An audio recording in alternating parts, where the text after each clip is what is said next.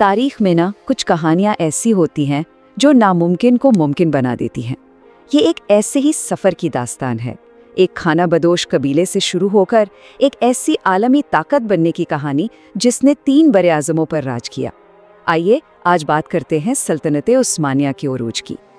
دیکھیں، اس عظیم سلطنت کی شروعات کسی محل سے نہیں ہوئی بلکہ وسطی ایشیا کے ان کھلے میدانوں سے ہوئی۔ ذرا تصور کریں، تیز ہوائیں اور گھوڑوں کی تاپوں کی گونج، اور یہی وہ آواز تھی جس نے ایک چھوٹے سے قبیلے کو تاریخ کی سب سے بڑی سلطنتوں میں سے ایک بنانا تھا۔ تو چلیے سفر کا پہلا باب شروع کرتے ہیں، قبیلے سے ریاست تک۔ یہاں سے پتہ چلے گا کہ تاریخ کی سب سے بڑی سلطنتوں میں سے ایک کی بنیادیں کتنی عاجزانہ تھیں۔ تو کہانی شروع ہوتی ہے کائے قبیلے سے، جو وسطی ایشیا کے اوغوز ترکوں میں سے تھے۔ سخت موسم اور جنگجو زندگی نے انہیں بے حد مضبوط بنا دیا تھا۔ ان کی پہچان تھی ان کی علامت، 2 تیر اور 1 کمان۔ یہ صرف کوئی عام نشان نہیں تھا، بلکہ یہ تو ان کی طاقت اور آزادی کا اعلان تھا۔ اچھا، تو ان کی تاریخ کا سب سے بڑا موڑ آیا 13ویں صدی میں، جب منگول حملوں نے انہیں مغرب کی طرف ہجرت پر مجبور کر دیا۔ قبیلے کے سردار سلیمان شاہ انہیں اناطولیہ کی طرف لے گئے، لیکن راستے میں ہی دریائے فرات پار کرتے ہوئے انتقال کر گئے۔ پھر قیادت سنبھالی ان کے بیٹے ارطغرل غازی نے، جنہوں نے سلجوق سلطنت کے تحت سوغت میں ایک چھوٹی سی ریاست کی بنیاد رکھی، اور یہی وہ بیج تھا جس سے ایک عظیم سلطنت کا درخت اگنا تھا۔ تو اب آتے ہیں کہانی کے دوسرے اور شاید سب سے اہم باب پر، عثمان کا خواب، ایک سلطنت کا اعلان۔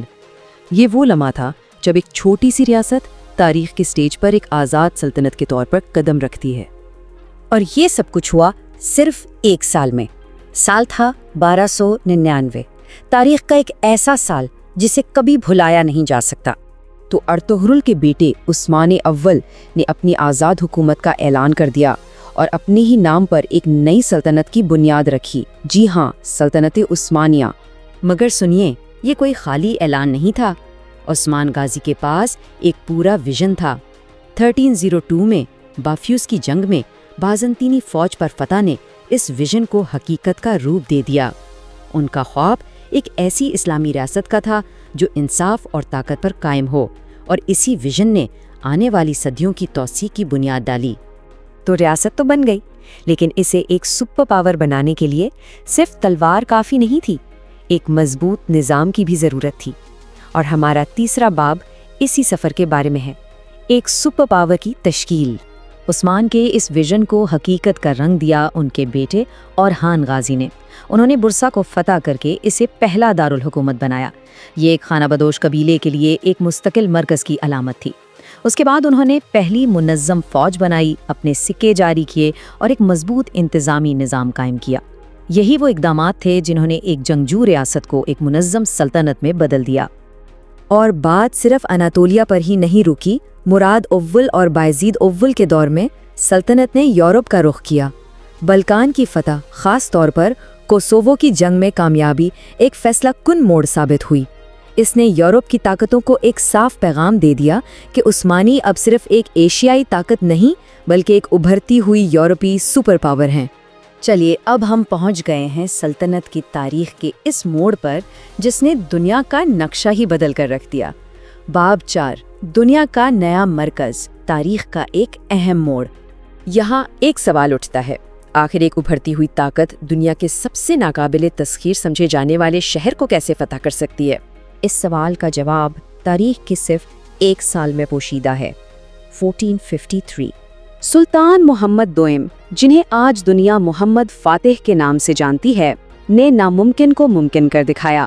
انہوں نے قسطنطنیہ فتح کر لیا۔ بیزنطینی سلطنت کا صدیوں پرانا مرکز قسطنطنیہ اب سلطنت عثمانیہ کا نیا دارالحکومت استنبول بن گیا۔ یہ صرف ایک شہر کی فتح نہیں تھی، یہ تو ایک نئے دور کا آغاز تھا۔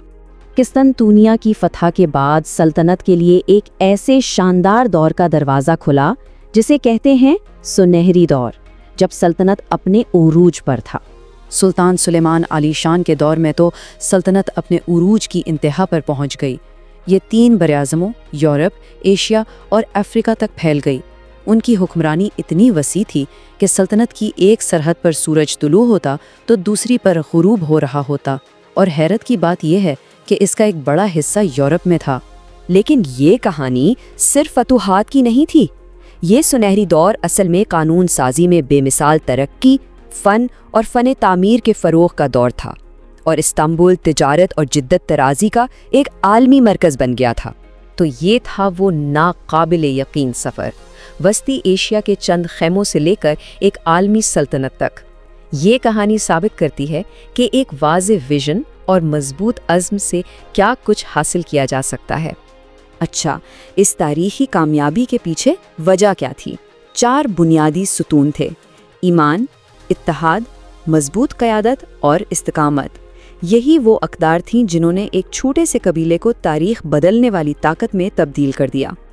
اور آخر میں ایک سوال جو سوچنے پر مجبور کرتا ہے، ایک خانہ بدوش قبیلے سے عالمی سلطنت تک کا یہ سفر آج ہمیں ویژن، قیادت اور استقامت کی طاقت کے بارے میں کیا سکھا سکتا ہے؟